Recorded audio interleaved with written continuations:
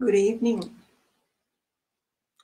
Cynthia Harrison here from Rhombus Healing Arts, and tonight we are here. What night is it? Monday, 6 p.m. Australian Western Standard Time. Nearly every Monday I'm here to see who wants to interact. Hi, Stephen. I'm not sure what we're going to do tonight because it depends who turns up and whatnot. I'm sitting on a beanbag, so it might be a bit noisy. I can already hear it, so I might swap it out for a pillow. I'm sitting on the floor. So really, depending on who shows up and what comes in,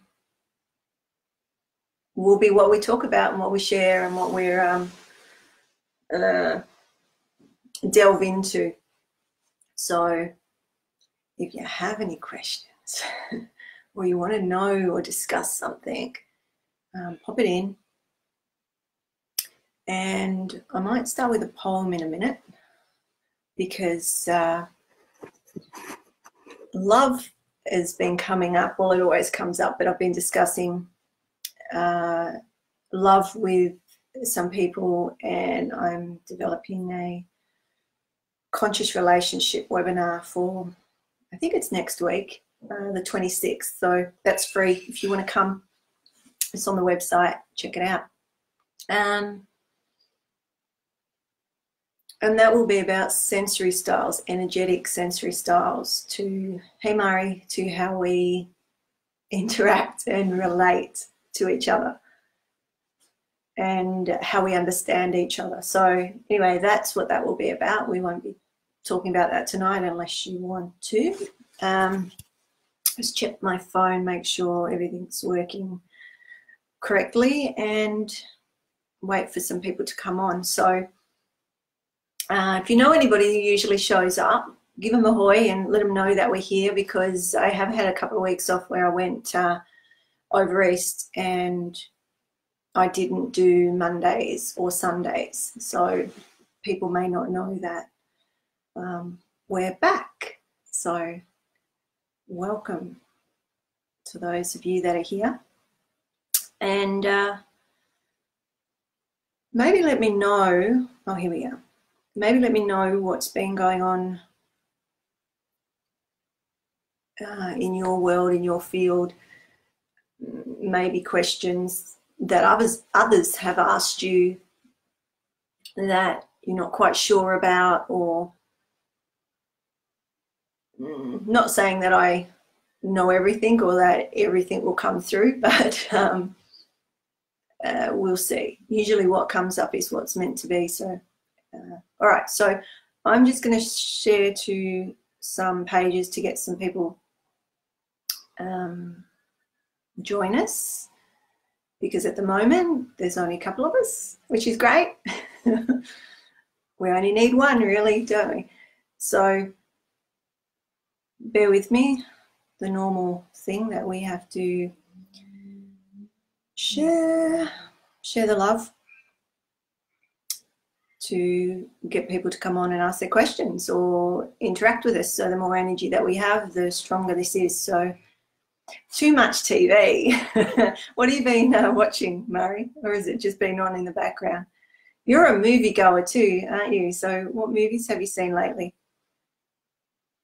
A lot of people have seen Bohemian Rhapsody. I haven't seen it yet, but I've pretty much seen everything that on Queen over the time, but we'll see. And what else? So yeah, let me know what's going on. Let's get some energy sort of moving and shaking, so that and when I settle in, I'll be with you in a moment. We're just getting some people on, and then we shall formally start.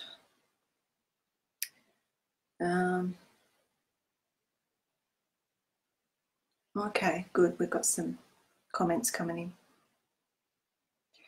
One more, bear with me. Just have to share with mine.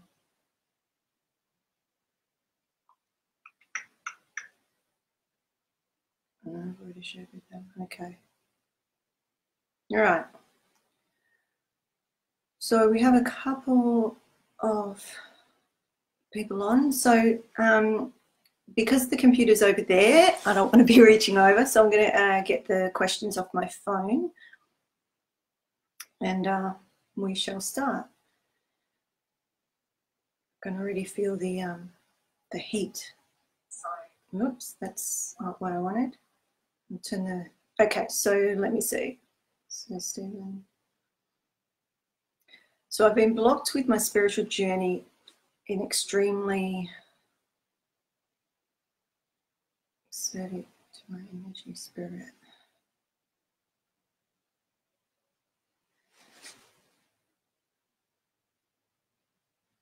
Any spirit, etc. I asked myself, how can I help myself to move forward? Okay, I'm reading it to myself. I apologize. Okay. Because I'm feeling into it, so just bear with me. I asked myself, because often what people are writing is not it. There's always information underneath, okay? So I'm reading between the lines, so to speak. I asked myself, how can I help myself to move forward? I realized I need to heal myself first. We all need to heal ourselves to a degree. So what else have you said? So started counseling to heal my inner child. Yeah, that's a good start. And I want to become a healer also. Well, you probably already are. So we've got, all right, so I'm going to respond to that, to Stephen. So he's asked a few things. Basically, it's not uncommon. Most people ask those sorts of things. And what I'm going to say to you is,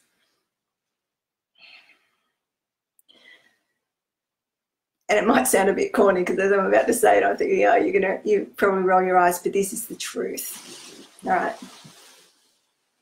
You are, and everybody here, we all are enough, okay?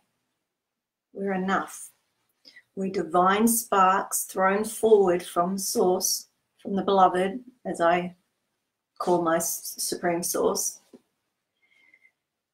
And how I got around getting my mind out of the way of how I am or who I am, what the critic, your inner critic, or your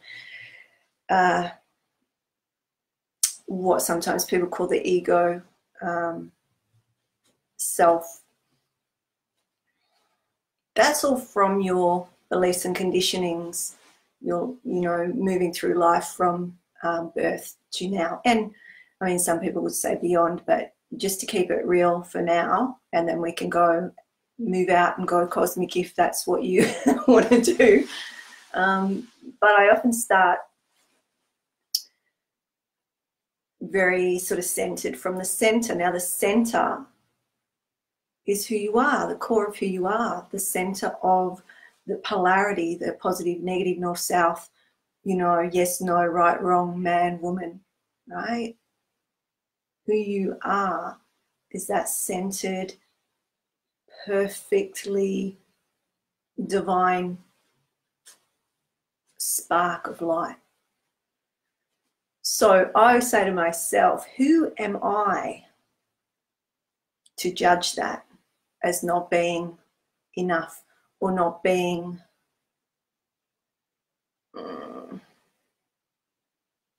So as I'm speaking, I'm just aware, I'm answering the question, but I'm answering it for many people, not just the one who asked it, because that's what happens. That's why I need you to come on and ask your questions so that you can help other people, because there's a lot of people that are feeling similar things. And so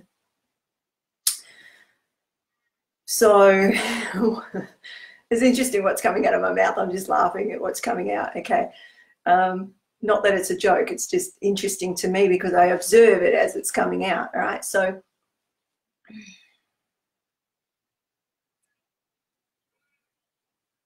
how dare we judge ourselves as being, you know, I mean, you don't have to be religious to understand that there's different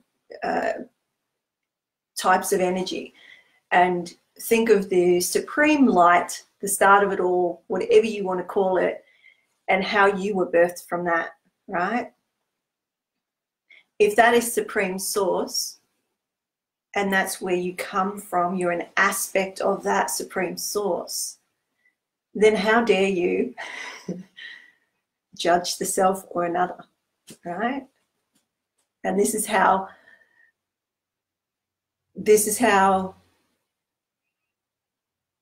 I would think about it to help myself get past the judgment of not being, right? So this goes into the being, doing, R-ing.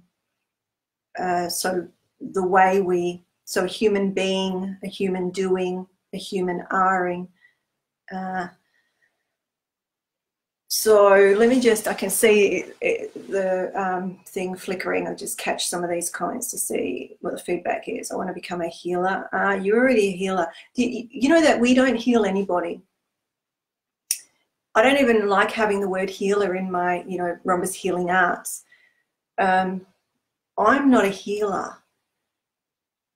I understand energy and the human system physically and energetically to the point of almost being the mechanic for the human, right? Energetically, electrically and magnetically. And what we are doing is facilitating the flow for that unique, immaculate system to get back into homeostasis. Okay. So, you know, you want to be a healer. Everybody's a healer in that regard, if that makes sense. So,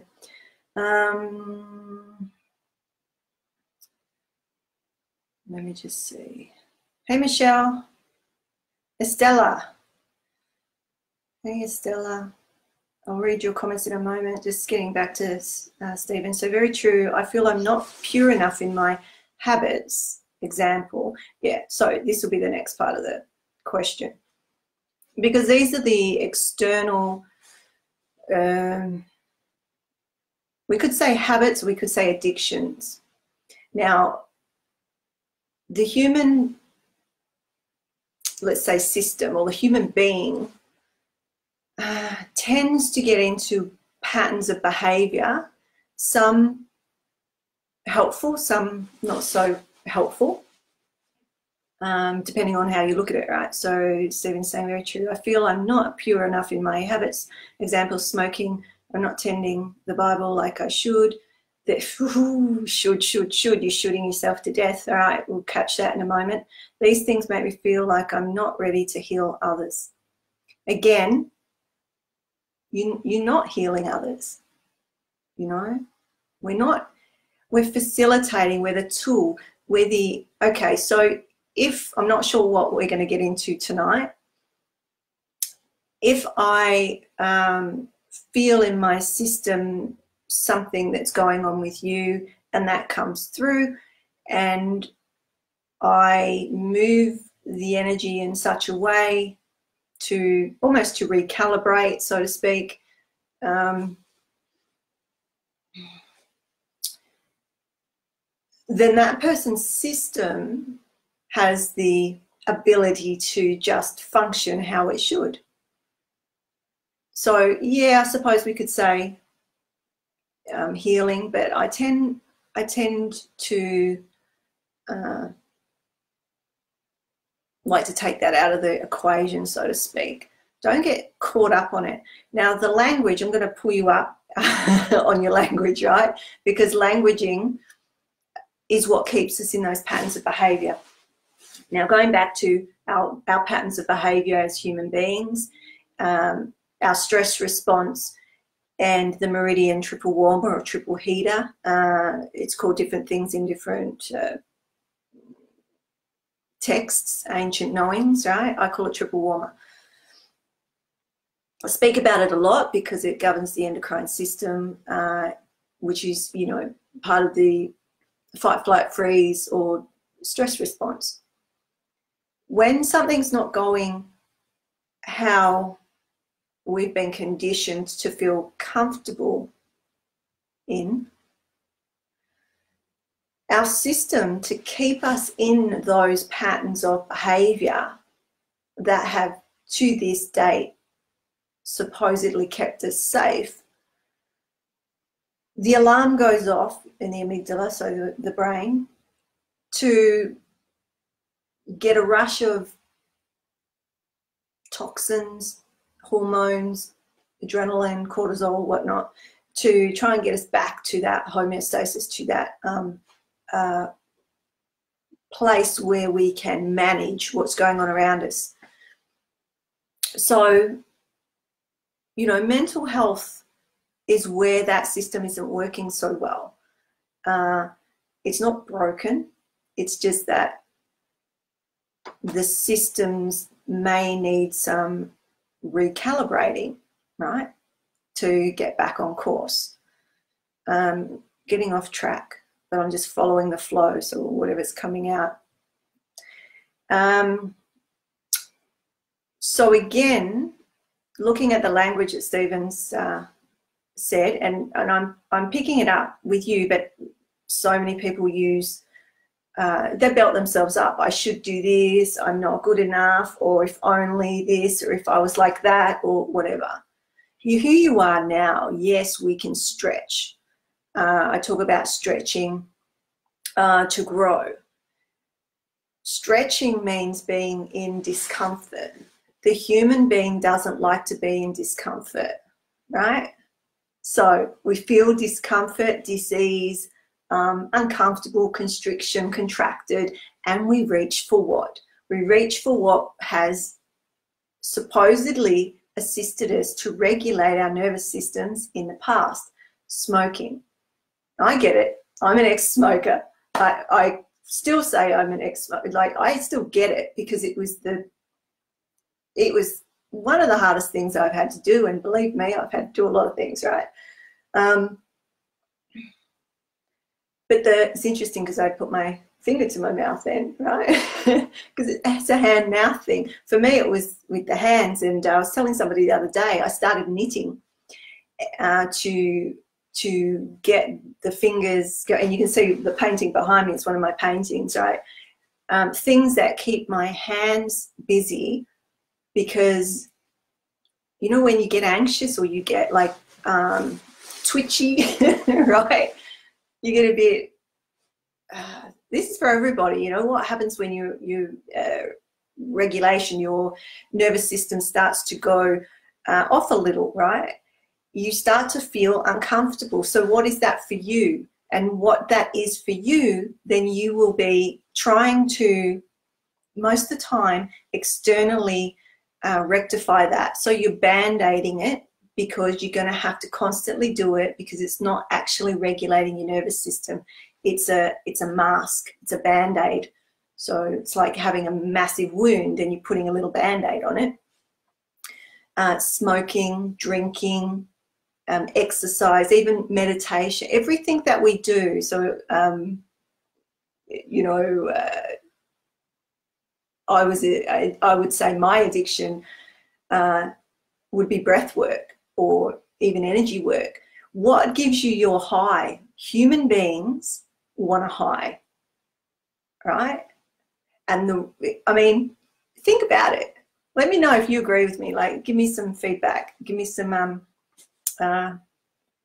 you know, thumbs up or hearts or yay or whatever. Let me know what's going on. Okay, so you agree, good. Because if you think about it, if you're waking up every morning and doing, you know, Kriya yoga or Kriya breath, that's a type of, you know, way of getting a high. Meditation gives you a high. Going into energy gives you a high. You'll see sometimes if you're a regular with me, you'll see that sometimes I'm talking to you and I start blissing out. I start to go into these joy, you know, it's like a rush. It's beyond what any drug could give you, but it's still drugs in a way because they're natural from within. You know, I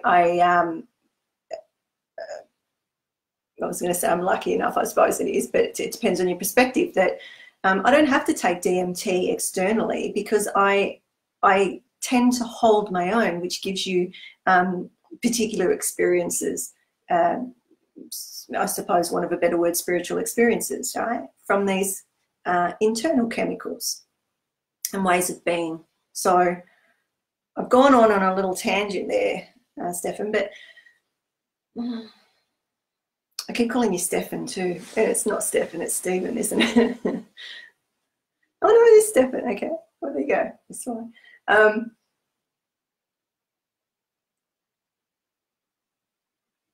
So yeah, what your addiction is, or what your, it's not really, I suppose that's the wrong word. I'm going to clarify that or clean it up a bit. What you do to get your high, what you do to be able to manage the day-to-day life, whether it's how you eat, your sleep patterns, how you interact with other people, all of that is dependent on the nervous system, right, and your energies. So the spiritual awakening process and ascension is basically to do with your nervous system, but there's different aspects. There's the physicality of it, and then there's the energetics of it.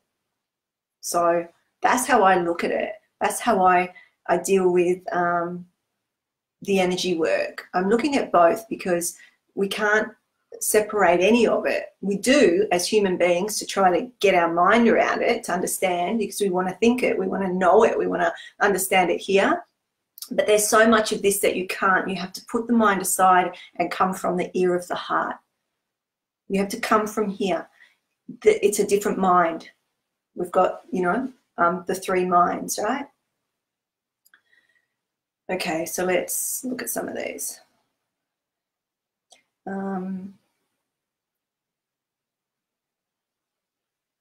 Good. So, inner child work is great. I'm going to share, okay, I'll share this. It's a little out there, but it's how it is, how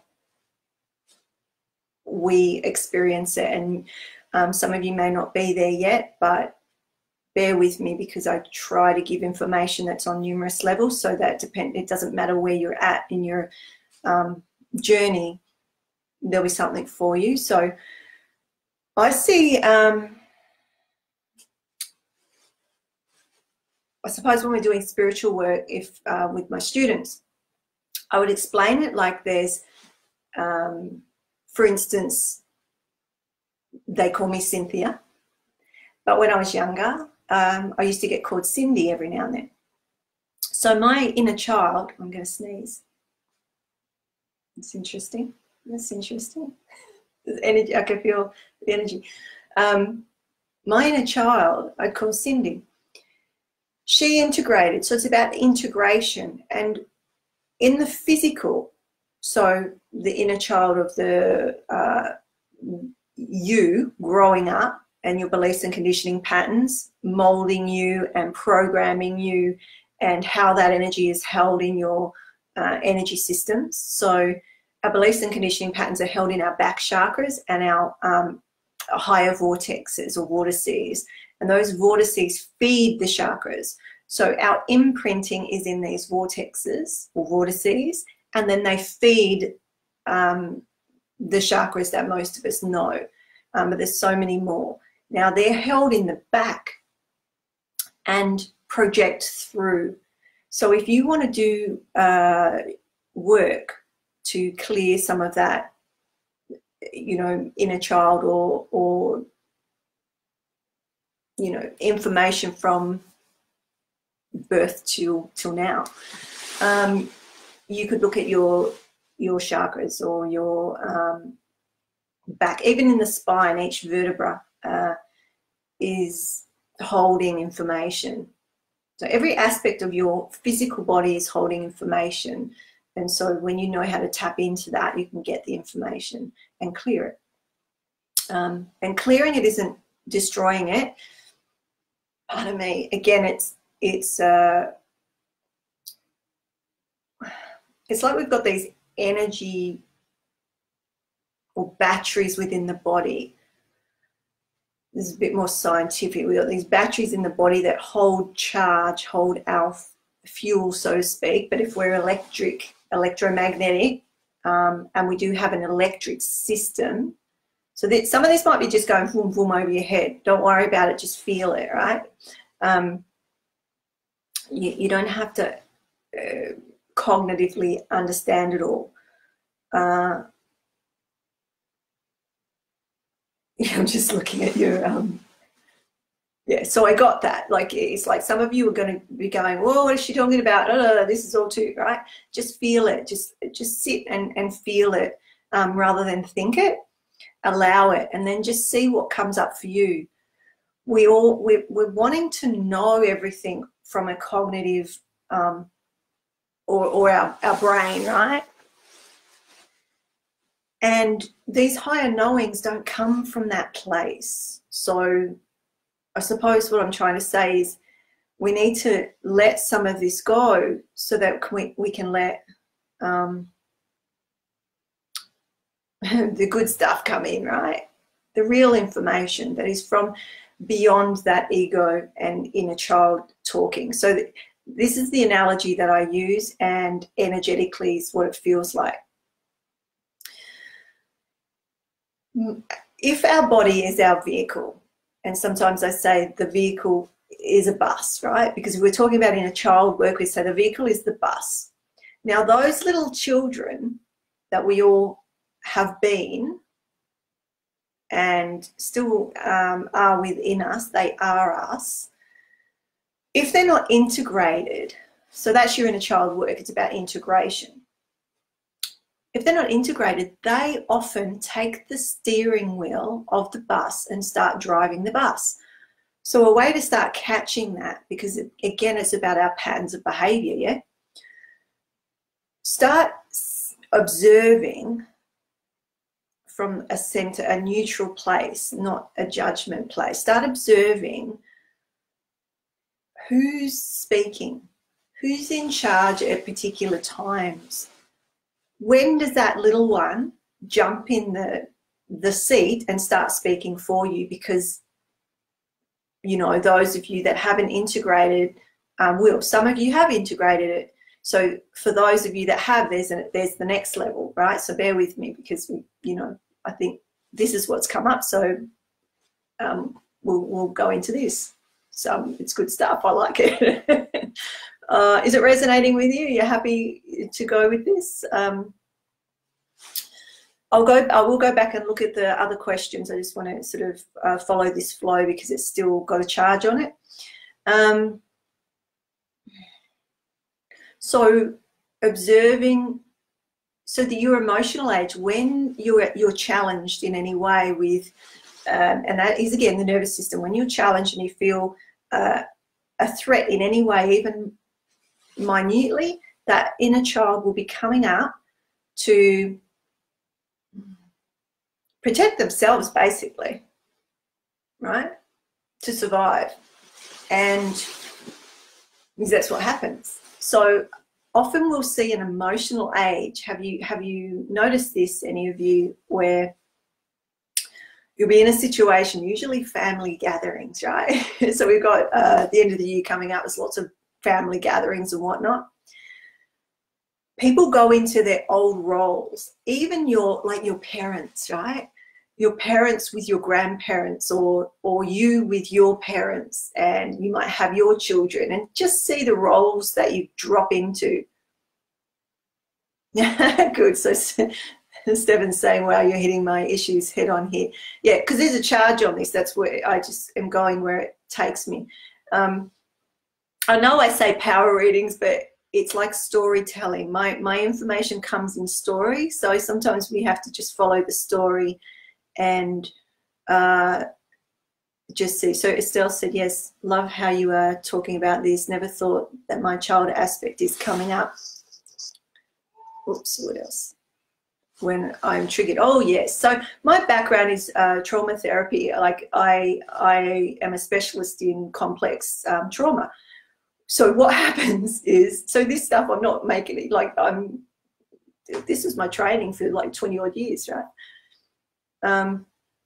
What I do is I overlay the energy understanding and the what I see, feel, sense, know, and hear, taste, smell with the physicality of being human, and it gives us an added information.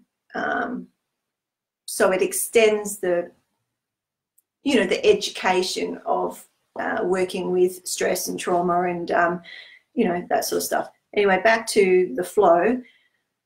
Is about these children. So name your child. It's helpful.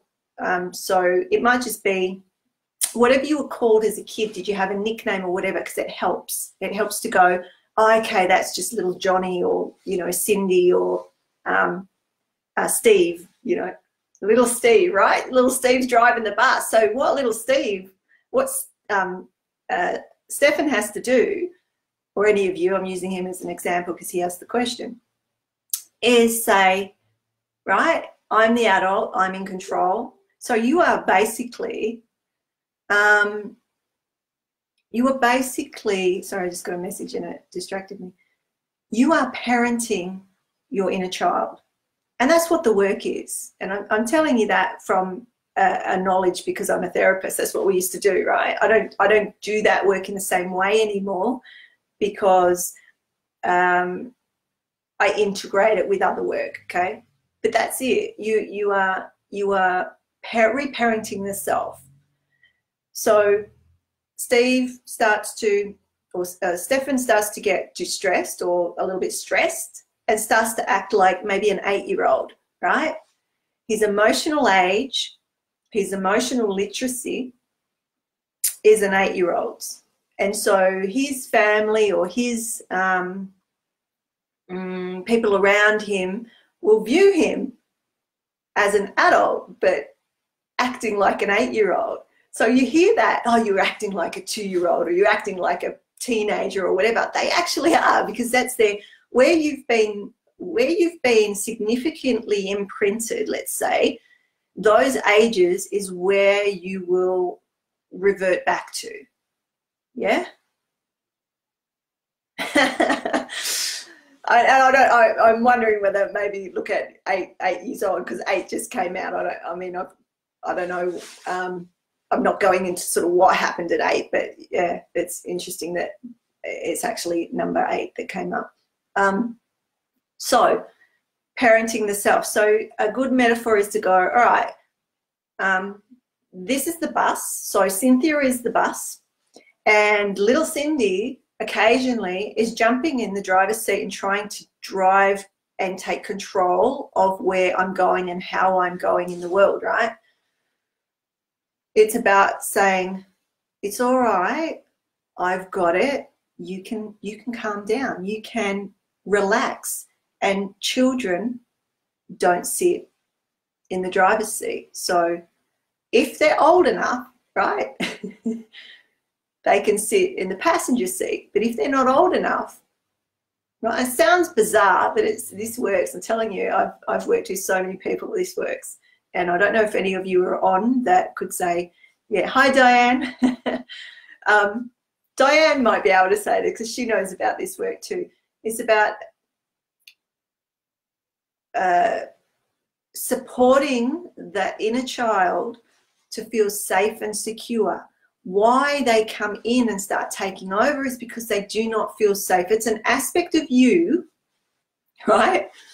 I know we're talking about it a bit strangely, but it is an aspect of you that doesn't feel safe and secure. So how do you assist that aspect of you, which is an energetic aspect as well, to feel safe and secure? You reparent it. You talk to it, right?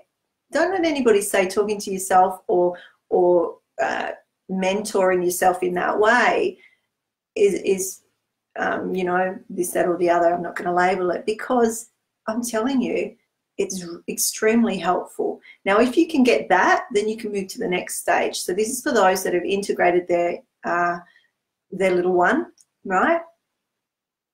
And now you've got the adult and the higher self. Cool. I'm so pleased that you found us tonight, Stefan. So, Amy. Hi, Amy. I suffer from PTSD and struggle with my child self. Yes, you will. Try this. It sounds bizarre. I've had PTSD in the past myself, and believe me, I know the struggles. And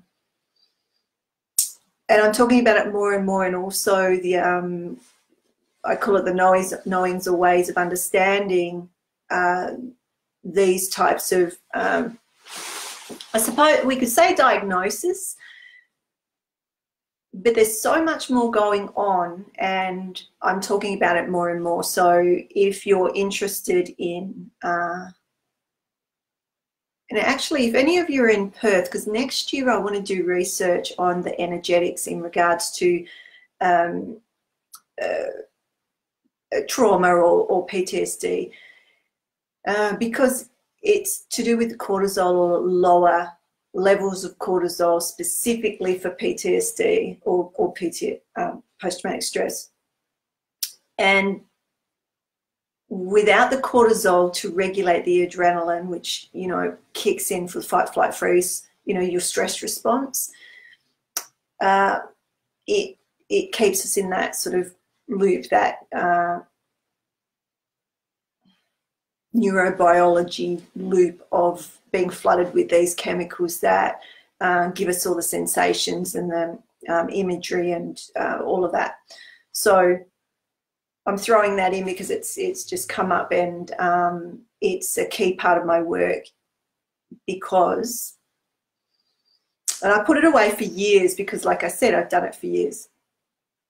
Oh, Pratik, yes, I am getting your messages. I'm going to go back, and I'm just following this stream of information first, and then I'll go back and I'll read your messages. I apologize for that. There's just a lot coming in. What was I saying? So let me just explain the next stage of the higher self stuff, and then I'll go back and I'll see how we can weave in the other questions. Yeah, I apologize. I'm not ignoring you. I can see you. Did I say your name correctly? Pratik. Pratik. Anyway, feels like a beautiful name. So this is important for those that have already integrated their inner child or done their work, and we're not getting rid of anything. I'm not into getting rid of anything. Everything is integrated. Everything is part of you, and it's about pulling all the pieces back together. I say remembering the selves. We're literally, oh, hang on, my computer's trying to upgrade. Remembering, pulling all the aspects of the self back together into one unified being. Okay, so that links into your, I mean, everything is spiritual to me, but let's just say your spiritual practice. For those of you that are on that path. Let me just find that stream. There's a chicken at the window. That's bizarre. Oh, I'm sorry. There's literally a chicken right at the window. It is one of my chickens, but you know, they're usually not sitting there. Okay, let me just find that information.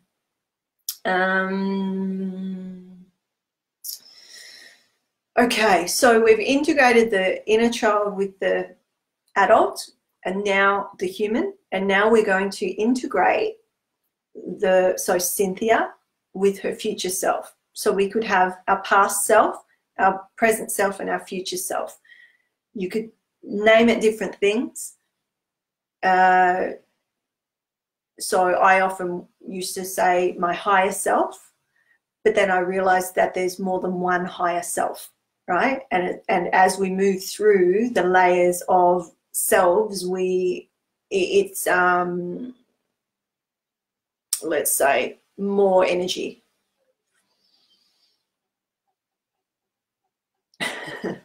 It lays an egg, a sign of it. Can you hear it clucking? It's not the rooster. It's a maybe check out what the meaning of a hen is for you. Any of you that are interested in those sorts of symbols. Anyway, she's walking off now. I think she's going to bed. Okay. Yeah. Okay. So how we integrate the higher self, and some of you have heard me talk about this before, especially if you've been students, so just bear with me. Okay, what's Diane saying? Oh yes, it's so empowering and energizing, although it's pretty shattering in the moment of knowing. Okay. All right, so how we integrate the higher self, right? And this is about embodiment. So this is really beyond the everyday sort of stuff, but it can assist you, because it can assist all of you, because when you know and understand that when I say know, I mean embody it, not know. Understand is more up here. That you're more than this physical being that you are worrying about, and you're trying to regulate that behavior, so to speak. There's actually so much more to you that will literally blow your mind in a magnificent way. But so I don't want to give you too much of that if it's not where you're at. But I'm just going to touch on it, and then I'll go back and look at some of these other questions. Because you can see how this information is a bit slower coming out. So if it doesn't come out, then I know it's not meant to be for this. But it is about love, right? So we need to learn how to love the selves, all of them. And really, that's where we started. We started by saying, you know, we should do this or we should do that, or, you know, we're trying to be this, that, or the other, and judging ourselves due to that. If we really loved ourselves, like, you know, you probably heard people say, would you treat somebody else's child how you treat yourself or your inner child? You know, do you yell at your inner child? Do you get frustrated with her or him? Do you say, you know, just get over it, get on with it, you know, whatever, right? You're impatient, inflexible, whatnot. Behavior, whether it's in these ways of, I suppose, more energetic, or whether it's physical, how we behave is to do with the nervous system. Again, how we regulate, right? When we get frustrated, when we get upset and whatnot, what is misaligned? So behavior, to me, I look at behavior, whether it's of the inner child or the higher self, how are you treating those aspects of the self in both directions? Because when you can allow them to be, so to speak, it's like you're taking the weight off, right? When you allow a child to speak and you hear that child, they don't need to behave it out. Did you know that? So again, I worked with traumatized children. I went into the homes. I worked with children that were kicked out of schools, that their families didn't want because of their behaviors, extreme behaviors. I'm telling you, it's the same thing. When we hear And not just here with the ear, like, because a lot of people who are traumatized can't articulate, they can't say what is going on. Yeah, so Stefan's saying this is my constant war internally. Exactly. Sometimes we don't have the language for it. So we have to be gentle with the self, right? And how many of you are? Really, if you think about it, you might say on the surface, oh yeah, I love myself, but really do you? If I looked at your behavior and the way that you treat yourself, the way that you speak, your inner critic, how you beat yourself up for what you do or what you don't do, etc. How you fuel yourself, how you put yourself into situations that aren't what you want, or you know, all of these things show me how well or how unwell you love yourself. Everything in your world will show me, and you, once you start to understand how to get the metaphors and the language. Yeah, so if you're bullying yourself, yep, to be honest, so great, yay. Right, Amy's saying, I wish I loved myself, but wish my child self would relax and stop thinking about what happened in the past. Yeah, I'm just going to get the rest of that question, statement. Yes.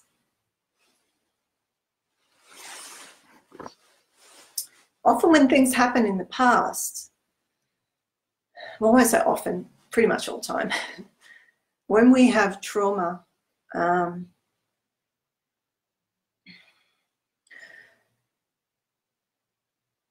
just going to say it this way. An offshoot of that is how we speak to ourselves, and it's there's, you know, it's researched widely, and I see it regularly. It's again how we talk to ourselves, but how we see ourselves. So we get shamed. We shame ourselves. So how many of you, when you really think about it, are ashamed or blame yourself or the self for what has happened to you? Or, you know, for instance, you know, even having children young, and you shame yourself because society doesn't see that. So anything that society has sort of labeled and you don't quite fit, there is an aspect of shame. Now, shame is a frequency that, like frustration, yes, self-blame, but shame is a big one, and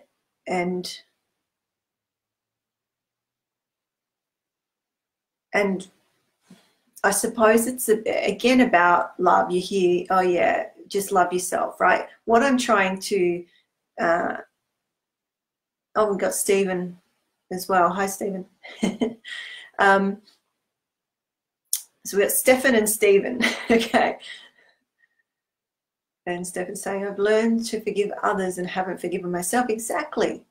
So what I'm going to suggest to a bunch of you, right? Because again, the person who brought the original question up, I'm not answering just their information. Some of it will be specifically for him, but it always works this way, that there'll be other things that come in for other people. Hey, Sabine. So how do we love the self? How do we get to that point where we can start to forgive the self, whatever aspect of the self that you might be upset with? So Diane's saying, yes, low self-esteem, no confidence, no self-belief. Yeah, it all fits in. How do you get confidence? How do you build confidence? How do you stretch the self for growth, right? It doesn't just happen. It's about action of some description, depending on what we're talking about. To take, so okay, I'm going to tie it together a bit more. It's funny because the higher self stuff keeps going. Can you see that? So it's not specifically relevant right now because it hasn't come out yet.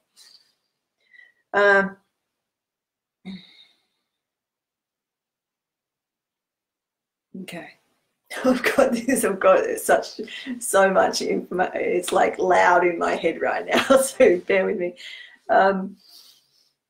Okay.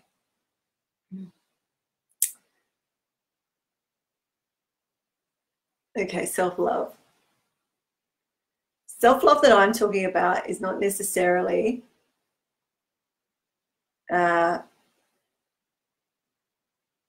there's levels of understanding, okay? So on the inner child one, I've given you some little tips of, you know, just hanging out with her or him. Don't let them drive the bus, because that is where the reaction to your stress response is that little one. That emotional age will come out. And literally, so, you know, I don't know if any of you have heard, you know, most of us were parented by 3- and 4-year-olds, right? Because the emotional age where we get stressed, you've heard of the terrible 2s, it's actually the terrible 3s, right? There's due to, you know, child development, what happens at specific stages of development creates these stress responses, because we're stretching our skills, so to speak, and with that comes, I suppose, challenge and sometimes fear. So we're stretching for growth. So going from laying there to moving, being able to roll over, and then to crawling, and then to, you know, rolling around, and then to standing, and then to walking. All of these developmental stages impact our system in particular ways. I won't go into that today, but it's sort of relevant to, there's fear in taking the first step. There's all of these, like, oh, I've never done this before. But once you do it, you start moving forward, and, you know, faster and faster. Then you can run and jump and skip and do backflips and cartwheels, whatever. Right? It's development. It's the same here, right? Overlay the understanding. Knowing and observing, that's the first piece. Observing the self. Getting to know where you start to change in your, let's say, attitude, because that will be where this other energy starts to come in and go, oh, do you need me? Do you need me? Okay, I'm going to start driving the bus because I'm in fear. So that little self, I think Amy's talking about that little self that's in fear and in turmoil, is still stuck there. We have to say, hey, little one, hey, little Amy, hey, little Steve, hey, little petite Diane, what, you know, Di. I'm not sure who else is on. Let me know who's on. I'm just scrolling through. I think that's Michelle. It's okay. I used to carry my little one across the road. I would stick her on my shoulder and I would carry her across the road when I was crossing the road, right? This is years ago, like a long time ago. But this is what we do. It sounds bizarre, but I'm telling you, how do you grow that inner child without doing it? It doesn't just magically happen. It does not magically happen. I just wave my wand and boom, okay, no. You got to do the work.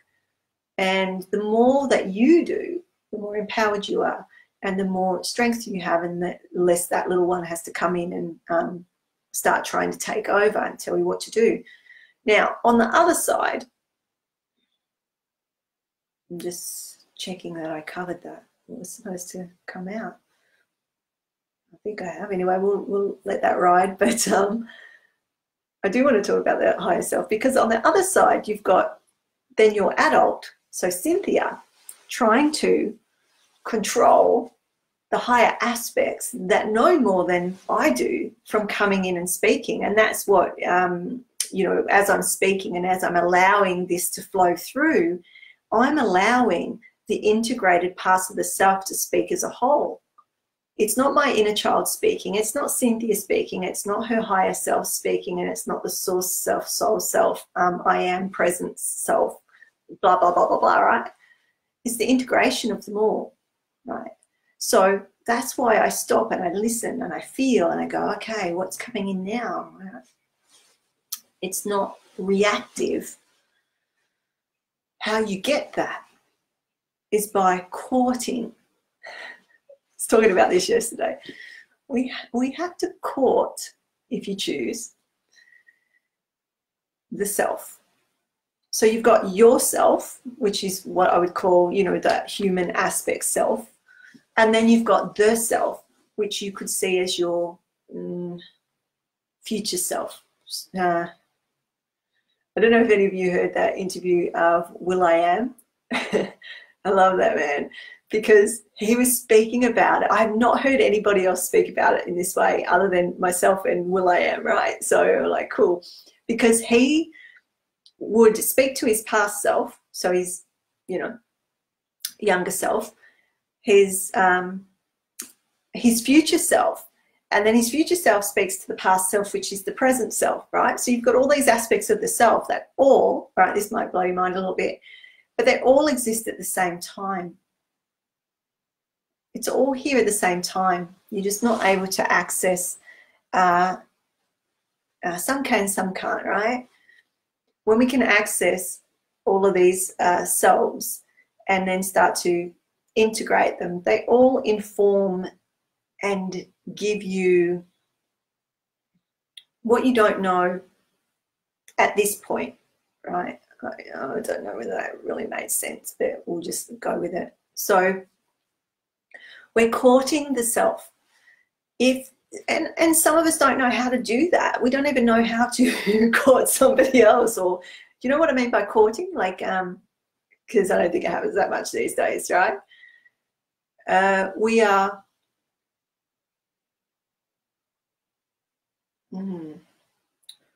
are lovingly respecting the self.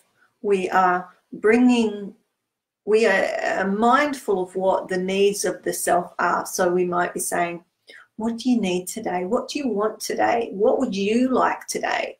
So you're having this inner dialogue, right? And I don't care what anybody says, you know, just don't tell people that you're doing it, right? If you're worried about what people are going to say, don't tell them.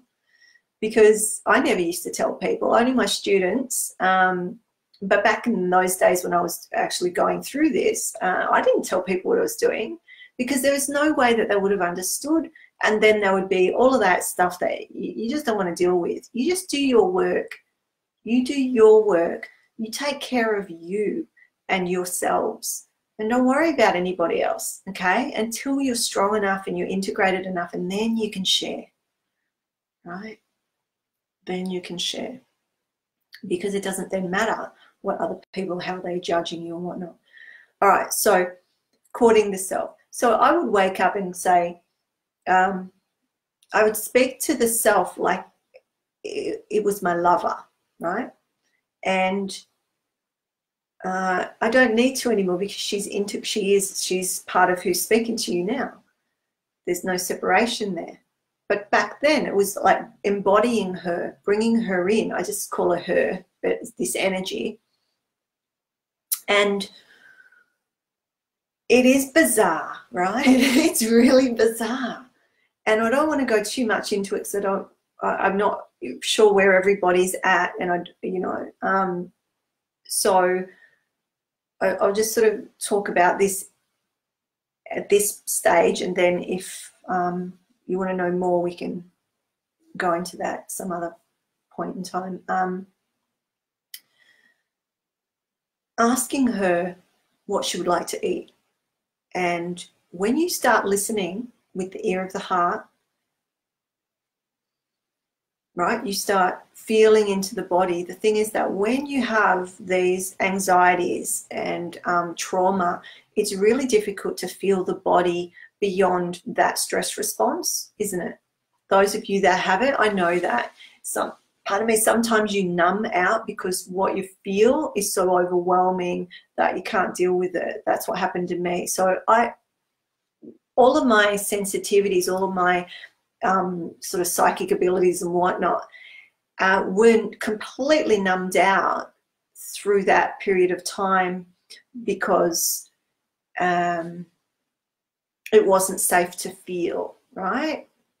It wasn't safe to feel.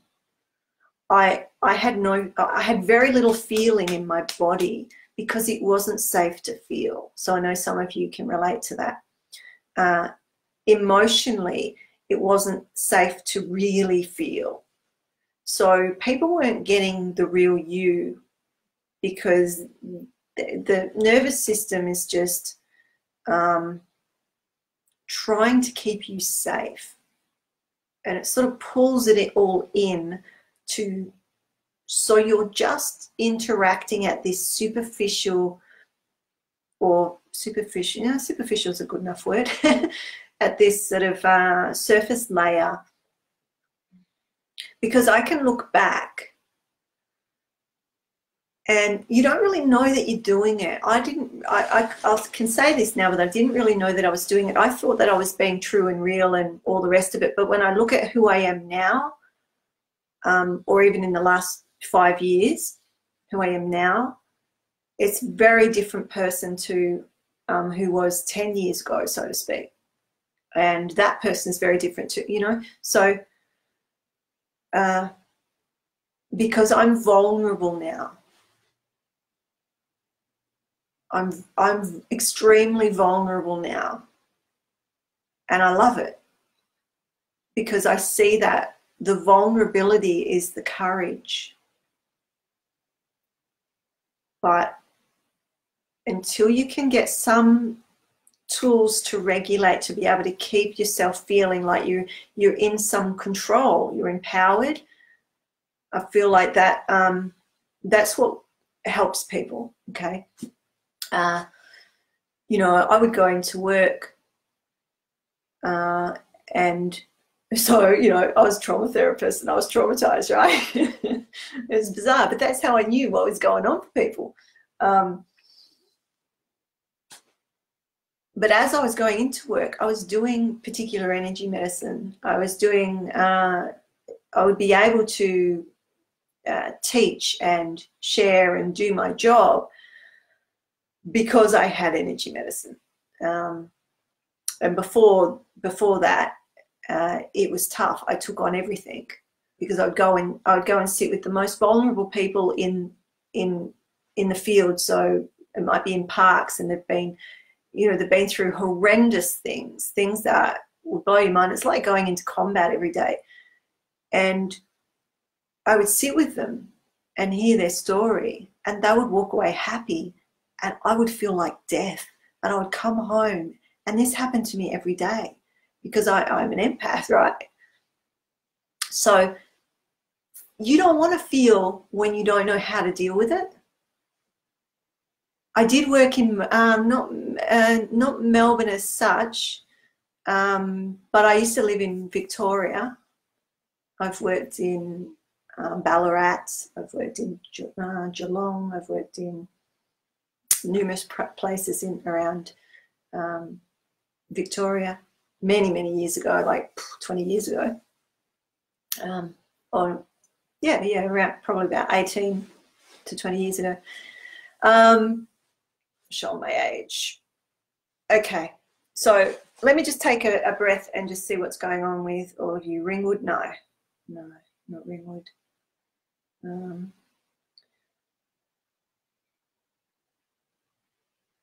Yeah, so some of you are saying, yeah, you numbed out to protect yourself. Now, the thing is, even on a spirit, you don't need to be full on traumatized, right? It's the same advice. It's the same information that if you're an empath or a kinesthetic, you feel other people's stuff, it's a similar process. So let me go back to, because there's a bear in the right top hand corner of the painting holding a pole. Oh, I love you, Diane. You're always saying. Okay, so right is this side holding a pole. Right top hand. Oh, I don't know. Okay, let me see. Higher self-healing. Counseling is a start for me, and chakra balancing. Yes. but you want to be going to somebody or understanding the chakras, that there are levels of the chakras as well. So you could do a general chakra balance, and that's all fine, but then specific information is held at specific levels. There's 7 layers to the chakra as well, and we can go into each layer and work that layer as almost like an independent part of the whole, right? So there's so much about energy, I'm telling you. Okay, so I'm just going back through because I know.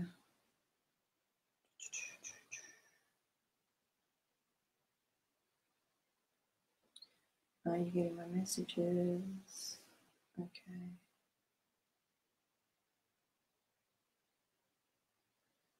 What's going on with me? I feel drained most of the time. Please give your insights. Okay, so this is Pratik. I'm just going back and looking at your questions now. So energy and drained. Okay, I've already got a hit on that. Please help me. Oh, Daniel. You allow.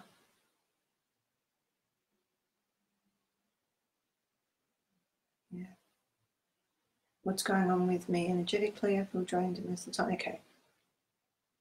All right. Sorry about that. I just wanted to go through and see some of your questions while I was talking, because I can multitask, but only probably 5 things at a time, not not 6. Right. I do the basic ones. Okay. Right. Yeah. I mean, anybody can. So yeah, that's about the chakras.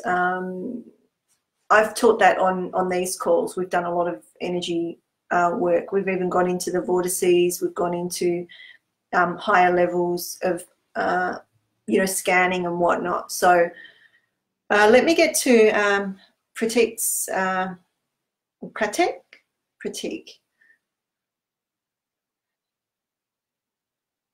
So feeling drained. All right. So straight off when I was reading your message, I got about the kidney energy, so life force energy. I'm going to scan that in a minute, but usually my hits, they're the same thing anyway, but I like to check a few different ways just to be thorough. I don't think you're earthing well.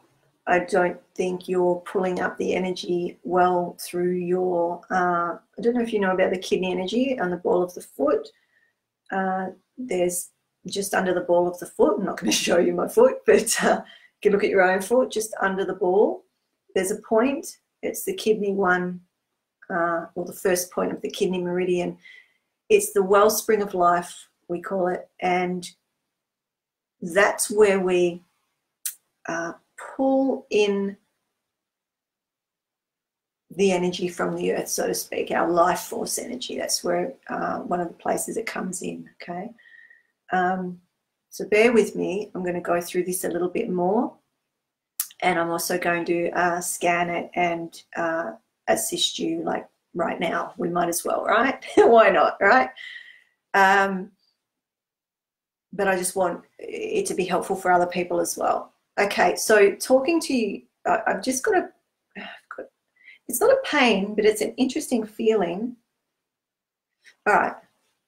So sometimes I get my information when I speak to people. Sometimes I get it as knowing. Sometimes I get it in my body. Sometimes I hear it and whatnot. And for you, I'm actually feeling it in my body, and it's telling me it's an adrenal point. So what I want you to do, I don't know if you can see where I'm pushing in, but I want you to go, so all of you can do it, go to your belly button and go an inch up and an inch out, roughly. Does it make sense?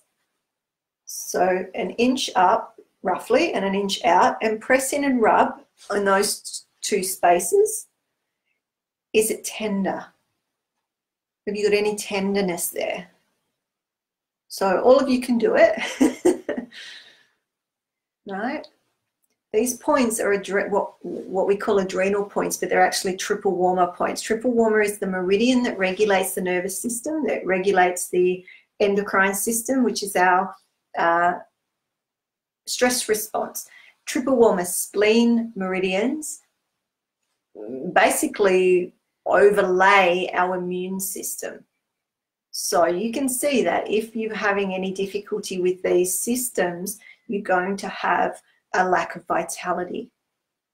So bear with me because I've given you a few things. I know not all of you are, so Amy's saying that's an uncomfortable feeling to do.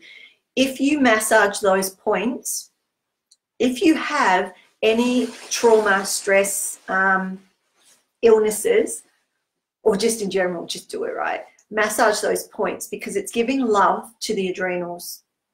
Now, how that's interesting that it came up when I was looking at Pratik's information or message, because the adrenals sit on top of the physical kidney organ.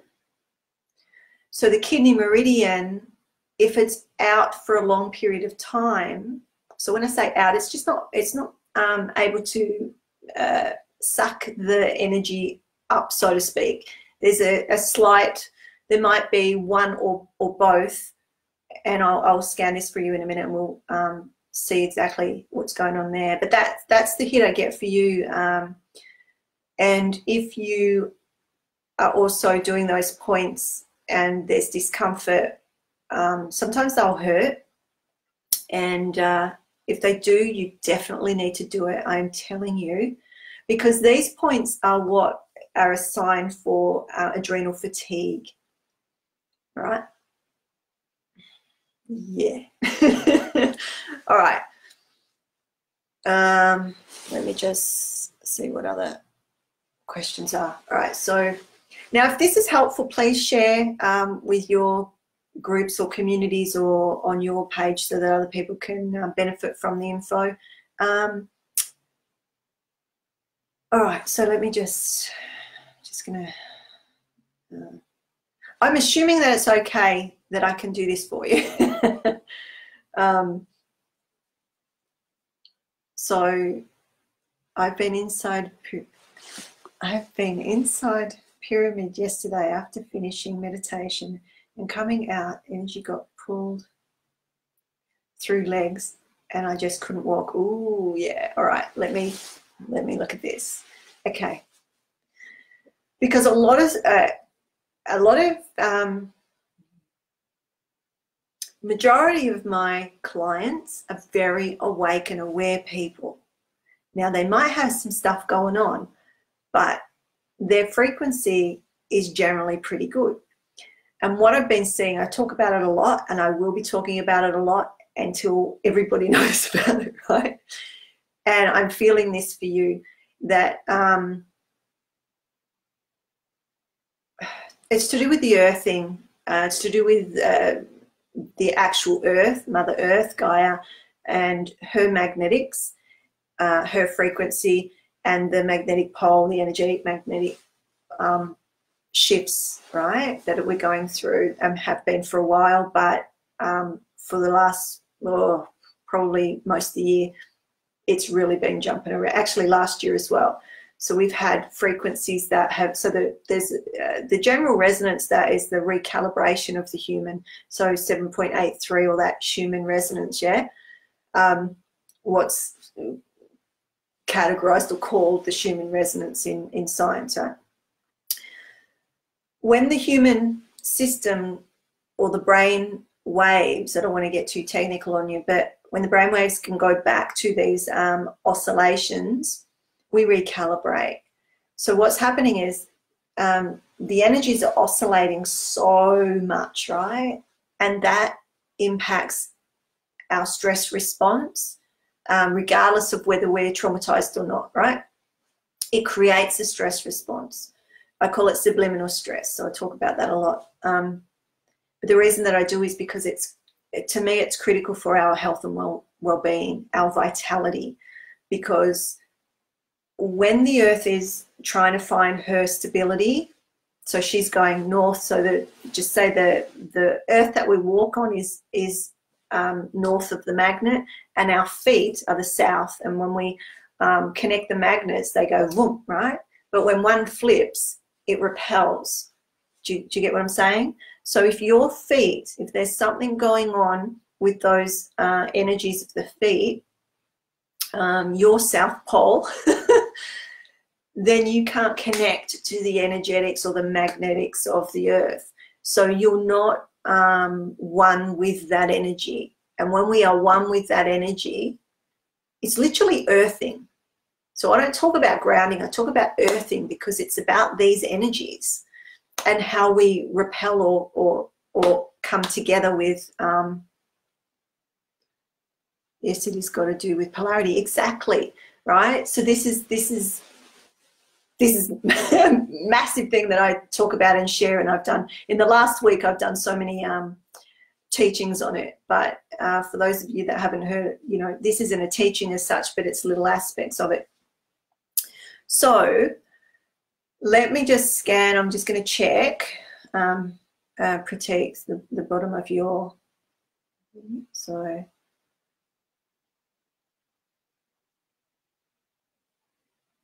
okay. Yeah, you're not.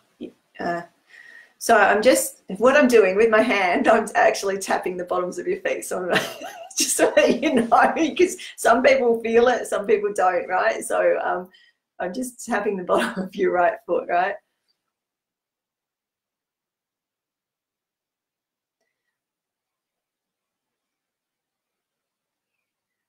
Okay, so your right foot is not ground, or not, there's something going on with that energy, right? But the left foot is fine. Interesting, because that's, you know, the right and left, the mother, the father, the positive, negative, all of that stuff too. Now I'm going to check the polarity of the point, right? So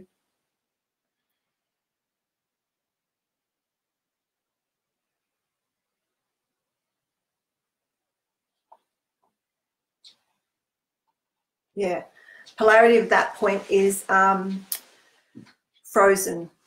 So what that means, for those that are interested, each point has a polarity. We have the polarity. We are electromagnetic, right? So I'm testing the bottom of your feet. So first of all, I'm going, are you grounded? Partly yes, partly no. Okay, so why is the right foot not able to, you know, not functioning energetically how it could? Because there's a frozen point at that K1, and frozen is I forgot what it was now. Let me just, it was strong, I believe. Because when I'm in the energy, I'm not thinking. But yeah, it was strong. So strong would be like south. Does that make sense? Or north, rather than north-south or south-north, because that would be reverse polarity, right? So anyway, it's to do with polarity. If you've got issues with the polarity, you're not able to pull the life force up. So yeah, it makes perfect sense. And when you first asked that question, that was the hit that I got, was about your polarity.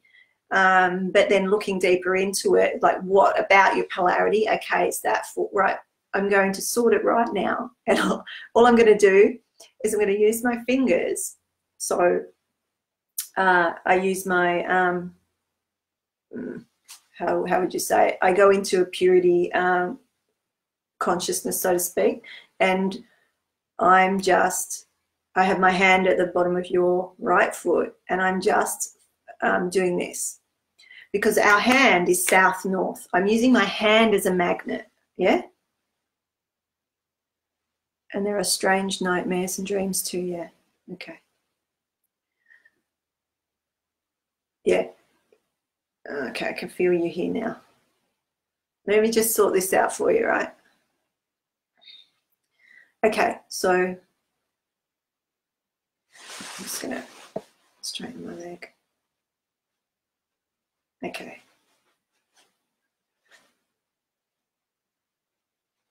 Okay, so your polarity is good on those points now. You should be able to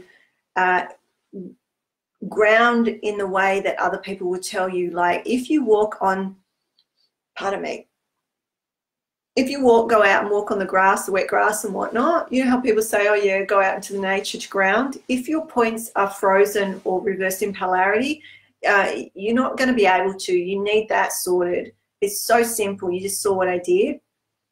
Even if you don't know how to test it and whatnot, you can just use your hand as a magnet on the bottom of your foot. Actually, I'm sitting here with my, I nearly forgot, stainless steel spoon. So Pratik, in particular, because this has been for you, but for all of you, and those that follow and have been students or clients of mine know, stainless steel spoon rubbed on the bottom of the feet not only helps you ground or earth, it helps the polarity. If your polarity is out your north-south of the body, the pole of the body, it will assist you, because no matter where you are on your spiritual development, so to speak,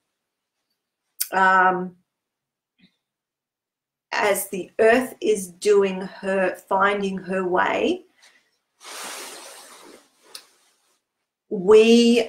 it's like the magnets are doing this, right? So one's you and one's the earth, and this is happening. And it's hard to earth because we don't know where she is, yeah? I'm telling you. So every time I hear, because I hear the magnetosphere, I hear what's going on out there, so I'll hear it. I'm always spooning my feet. That's why my spoon's here. I carry this little spoon in my bag, right? I have my little little kit, and I have magnets in here too, right? Little magnets. But I spooned my feet before I came on, right? My grounding was fine, but my polarity was fine, I mean, but it just helps with those connections. So if you are having any of those, you feel like you're not, you might be lightheaded, there's so many different symptoms to not earthing. And if it's ongoing, it can create a lot of inflammation, insomnia, like sleep problems, nightmares, all the rest of it. So, it all fits with what you're saying, Pratik. So, do you have any other questions? Let me just check what you said. I guess I should have asked. So I'm going to finish up soon because I've been going for, well, a long time. I was only going to do about an hour. I have to put in my feet.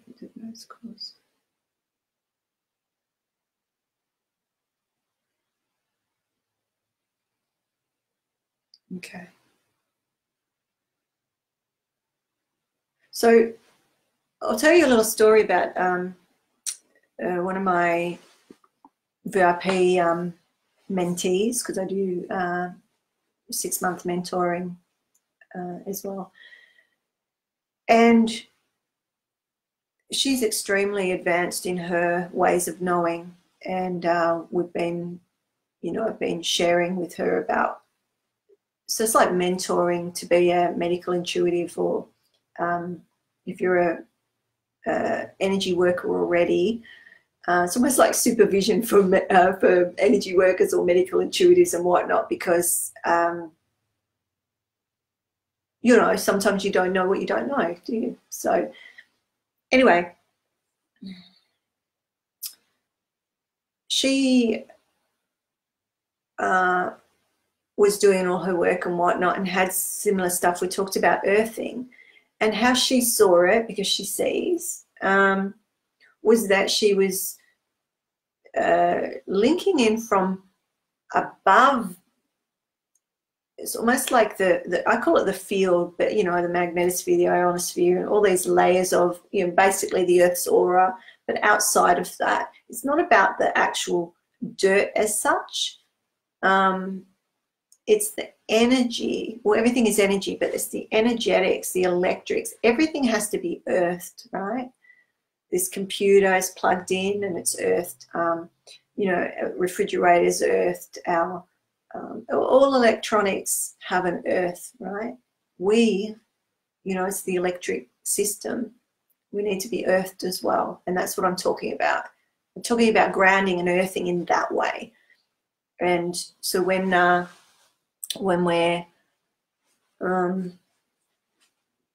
looking at our higher evolution as well, you think about the energetics that are coming in. So Pratik is talking about sitting under a pyramid and the amount of information that's coming into his system. Now, I'm just giving it as an example. If we're not earthing and we have that electricity around us, I'm not going to say it that way. Okay, I'm going to say it a different way. How our physical system can integrate or manage the amount of light or frequency coming in at these higher levels. Because again, going back to the beginning, we're talking about development, the evolution of the human physically and energetically. How do we hold that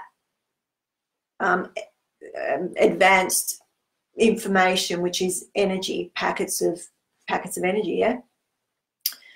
That can screw with our nervous system as well. Sorry, I just went off somewhere else then. That can muck up our nervous system too, because it's being blasted with these frequencies. It's like you know, you're a 40-watt light bulb, but you've got 100 watts coming in. You've got it. This is what some of the. So we've got different levels of energy medicine. Okay, the higher levels of energy medicine that I don't generally talk about on these classes, or this isn't actually a class, but on these calls, all the other classes that I do. So Sundays I do classes, Sunday mornings.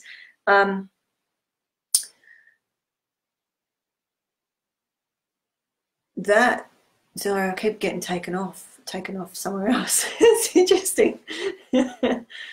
I completely don't know what I was talking about. All right, see if it comes back, or someone can remind me. But it's like, well, no, we're not talking about that. Okay. So earthing. It's going to come back in. No, it's gone. All right. Okay, that's how it works. Not talking about that. Yeah, I keep getting taken somewhere, so I'm not sure whether somebody's. Let me just check what's going on.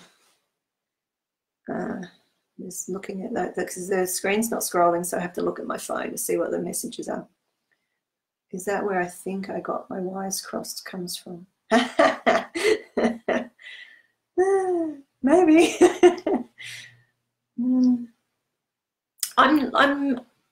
I'm learning, or not even learning. I'm understanding my core knowings because of what my father did even before I was born. He's a electrical engineer, but he's a magnetics specialist for the Defence Forces, and went around the world to talk about basically this information. And I didn't know how I knew about it, but it's coming through, and you know, it's coming through even more now over probably the last year.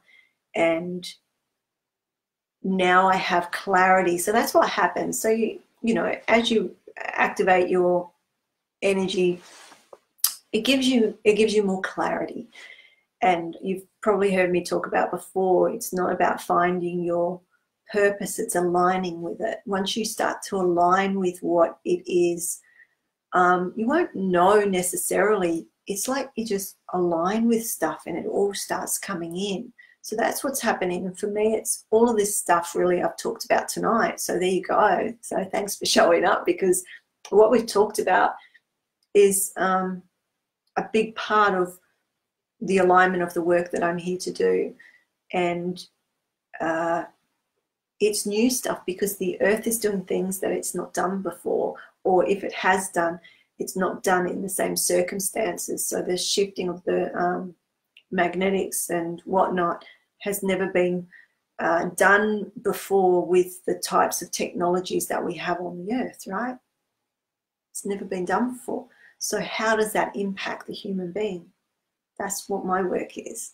So I'm looking at the energetics of that, because I think this is what came in before. I'm not sure, because I don't have memory of, I don't think things. It just let it come through. So all of these energies that I've spoken about, the frequencies, you know, the earth's shifting, the magnetics, the electronics, the communication systems, you know, the 5G, the, you know, all of that impacts the stress response. So if you already have trauma, stress, whatnot, it will be triggered. You will be triggered. You'll be struggling a little bit more at times. Okay? So just know that, because sometimes when you know that and you have something to hang your mind on, so to speak, it makes you feel like you can, even though it might be painful or uncomfortable or whatever, sometimes you can deal with it because you know. So it's like, you know, you hurt yourself, or you break an arm or leg, or you know, even giving birth. You know what's happened, so you know that it's going to hurt, and you deal with it, right? It doesn't make it any, it makes it manageable, right? Because the mind has something to hang its hat on. But when these subliminal stresses come in, bringing the past into the present, or bringing up, because as these energies surge, any remnants of your stuff that you haven't dealt with, you know, so it goes back to the inner child stuff as well, that will come up to be cleared at another level. So I want you to, well, you don't have to do what I say, but if you can remember that when you're struggling, because all of us do and will, depending on, like, I mean, if you completely sorted all your stuff out, then, you know, you'll have more bliss and more,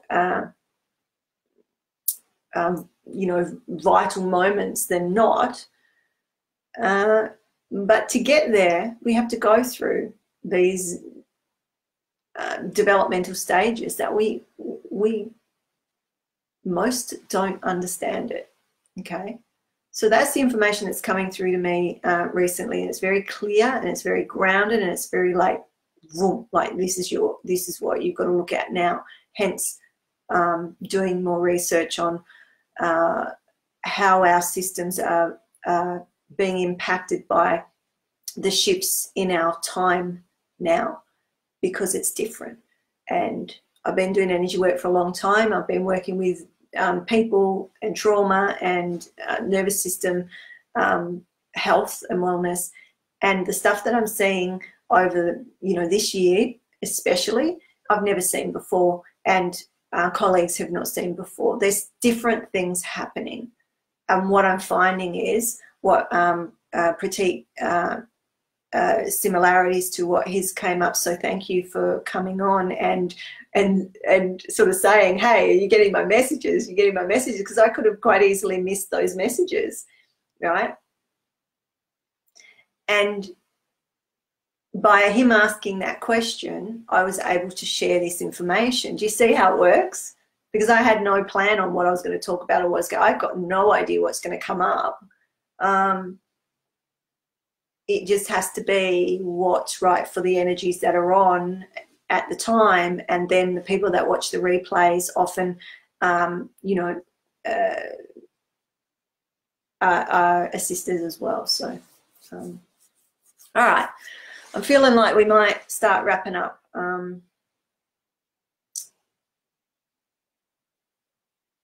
Unless there's a burning question. Has anyone got a burning question? So. Okay, so I can feel someone in my head. It's like someone's thinking. I got pressure in my head, so I have to put in my, okay, I've read that one.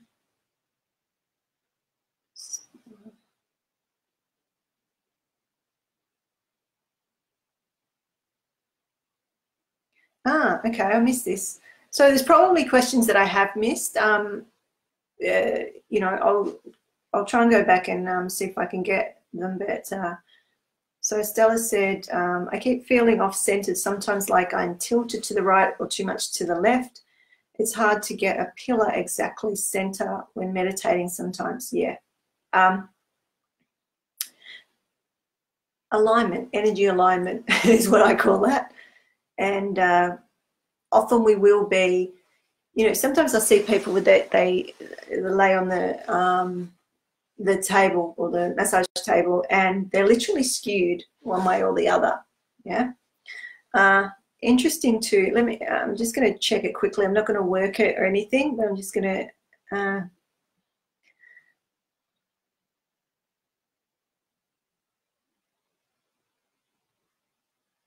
okay. Yeah.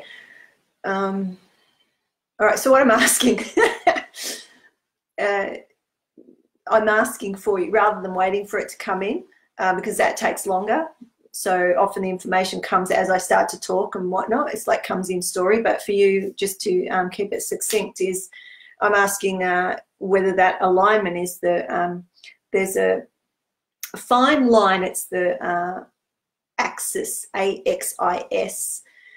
And when we are stressed or traumatized in a particular way, it will go off to either the right or the left at the thymus or at the chest.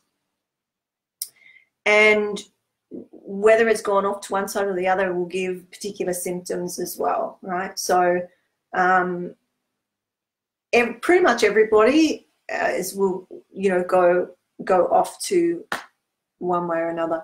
When you're meditating, exactly center when meditating sometimes.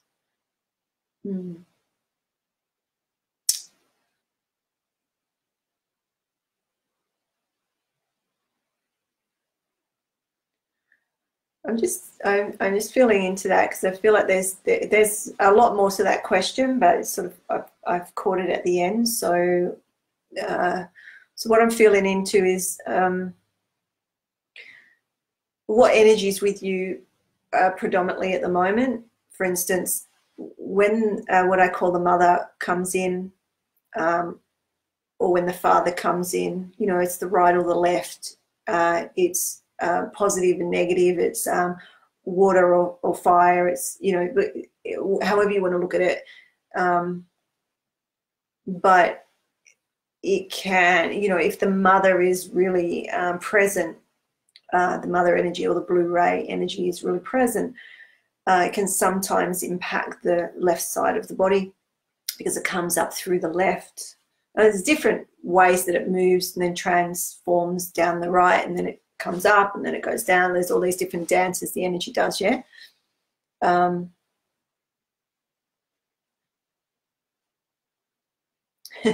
Feel the energy swelling in your chakras. I feel spinning. It's amazing. Yeah.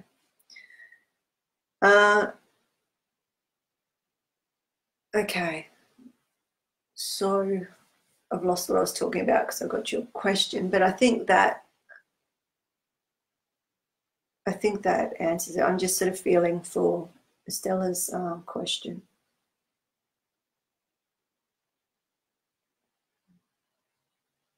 If there's anything that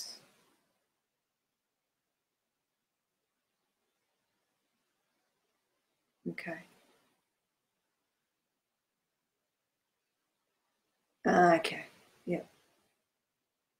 Yeah. So that's not necessarily again, I'm not into good or bad. Yeah, okay. Like you, I'm really interested in your energy, right? You can see it, but it's like time restraints, all right. But yes, I'm very interested in your energy because there's more advancement going on there, and the, I suppose, the more intricate sort of things that we could go into in regards to what's going on for you, Estella. So, you know, if you're meditating and you are able to see, have been integrating lots of divine feminine, yeah, okay. So that's what it feels like to me, that the mother is with you. And maybe, again, it's like what we were talking about earlier, if you didn't hear, I was talking about it more in the physicality of how to love the self, or even in that stage of development of the inner child. But there's these higher aspects where when the mother is around, or when, like, let's just, I say the mother, right? But you can use any language that feels comfortable for you. It's a particular energy, and it has power and love and grace and beauty, and she will kick your ass if you're not listening, right? So when that energy is with you,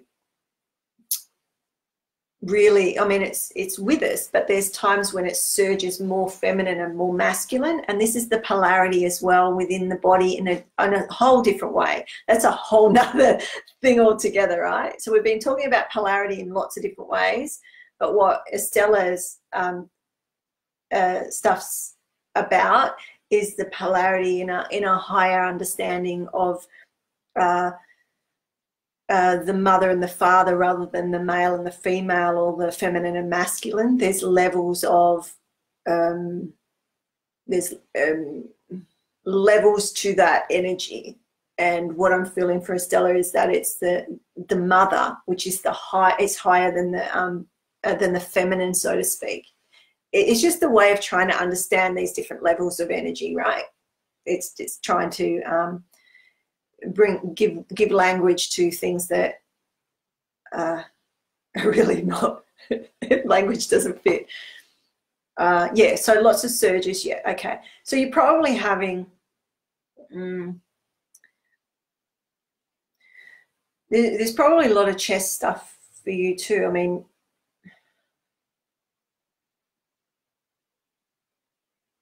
yeah, okay. So the mother is about love, yeah. However, it can be really strong, and let me just see what's coming up here. Okay. You don't want to go into it too much. It's a lot, but maybe we can talk about it next week. If you've got other questions, you know, or ask me, and then I can bring them in next week, because Estella's energy is really, it's cool. It's like, I'd love to go deeper into that, because I feel that it'll be really helpful for some of you who are going into that stage or in that stage, because it's a different way of understanding what we've already talked about, but it's different levels, yeah? So middle back issues and past middle back issues, yeah. Well, that would be the back heart. So I was picking up heart, it's something to do with the, you know, the heart, but it's not the physical heart, yeah? It's back heart. So when the mother comes in, there's a lot of expansion and love and heart openings, right? And there's more than one heart opening, so don't get caught up on that. As we sort of open, it can be quite traumatic in a way. But as we open up and allow more of that light and that love in, it actually can often be too much, and then all the sorrow, sadness, grief, loss of past and whatnot comes up to be moved out. So you will have these expansive bliss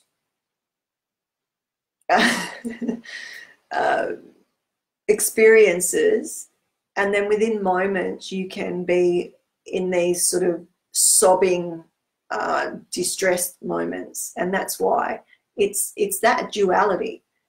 So knowing that you know, that bringing that up if you weren't aware or others weren't aware. So, you know, you're going along and you're having your heart expansions and your heart awakenings, and you're full of love and, you know, vitality and frequency and whatnot, yet it feels like you're being hit with these sort of shadow sort of aspects, right?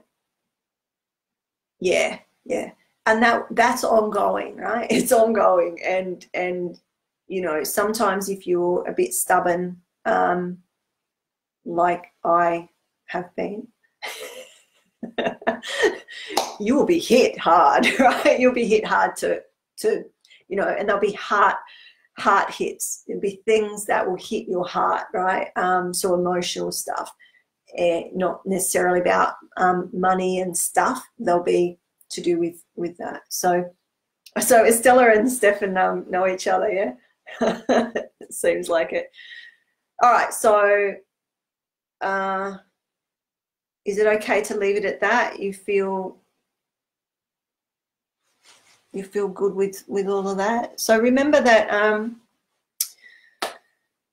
yeah, invite your friends. So we're here most Mondays pretty much, unless something happens, but or if I'm going away, I usually let you know.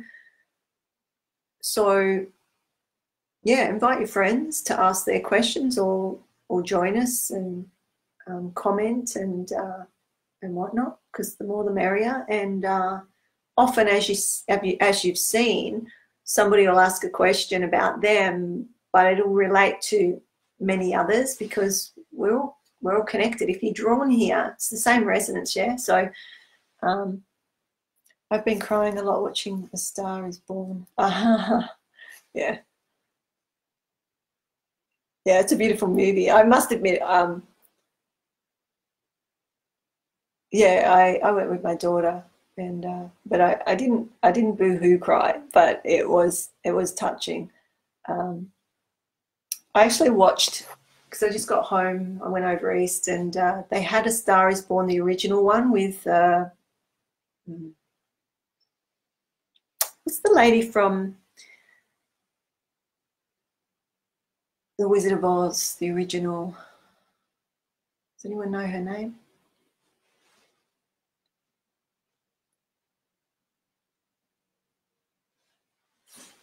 No one know her name? Judy Garland. It just came in, right?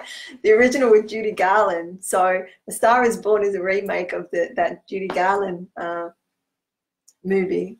It was interesting. It wasn't the same. The remake is very beautiful. So if you haven't seen it, it's worth going and seeing. So okay, release phase. Bette Midler. No, not Bette Midler. So are we good? Judy Garland, yeah. I'm just going through. All right, I feel like I'm starting to get a bit tired, so to go and have some dinner. Oh, I actually want to finish because I wanted to start with this, but I didn't. I've got a little Rumi book, and I opened up a poem, and I was going to read it at the beginning. Funnily enough, well, most Rumi stuff's about love, isn't it? Because most of the time he's talking to the higher self, right? Yes, he had his what some might call his twin flame encounter, and you know, a lot of his work is from that. But he's also talking to the beloved and aspects of the beloved within the self. So, you know, sometimes writing I was talking to a friend the other night, and he started writing love notes, or not even love notes, but writing to himself like he was writing to somebody else about what they mean to him. And they're really beautiful. It's a nice way to see how, or to start to practice how to do that. I don't know if that made sense, but you know, maybe it's a practice writing to the higher self or to the inner child about, you know, how maybe you would want to be spoken to, or how Rumi speaks to. So looking at my life, I see that only love has been my soul's companion. From deep inside, my soul cries out, do not wait, surrender for the sake of love. Surrender for the sake of love. I might read another one and we'll finish. Okay. See if it relates to what we've talked about. Heat is not brought by fire only. When you suddenly walk through my door, I feel warm. When you promise to come but do not, I feel desolate and cold. Frost does not appear in winter only. There you go. All right, I'll finish there. So thanks for those of you that are new and you know, joined us today. I hope you got something from it, and I hope that you'll continue to pop in on Mondays when you can. And for those of you that turn up every Monday, I always love to see you and chat to you, and I love our little community. So much love to you all, and you know, if things come up, you can always message me in the chat, and yeah, okay, I'll leave it at that. So much love. See you next week. Ciao.